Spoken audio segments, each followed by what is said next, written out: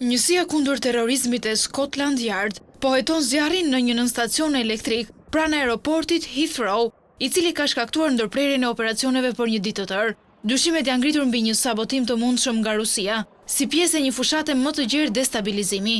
Më shumë se 1300 fluturime u prekën nga incidenti, duke shkaktuar ndërprerje masive në aeroportin më të ngarkuar të Mbretërisë së Bashkuar, në stacioni elektrik North Hyde, që furnizon me energji Heathrow dhe zonat përreth, pësoj një shpërthim të madh që la mira shtëpi pa rrymë dhe detyroi evakuimin e mbi 100 personave.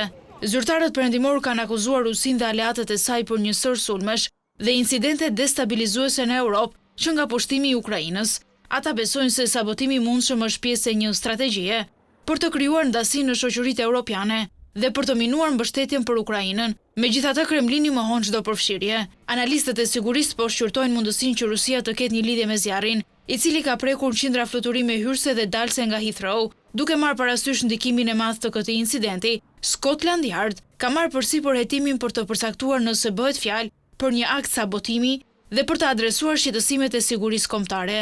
Ky incident ndodh në një kohë kur Moska ka qenë e lidhur me akte të ngjashme në të kaluarën. Ekspertët kujtojnë raste si dërgimi i pajisjeve të fshehta shpërthyese në depot e DHL-s në Mbretërinë e Bashkuar dhe në Gjermani, që u interpretuan si një provë për një sulm të mundshëm në fluturime drejt Shteteve të Bashkuara të Amerikës. Eksperti i sigurisë Will Geddes vuri në dukje se një objektiv si një nënstacion elektrik do të ishte zgjedhja ideale për një grup armiqësor që synon të destabilizojë një nga aeroportet më të ngarkuara në botë.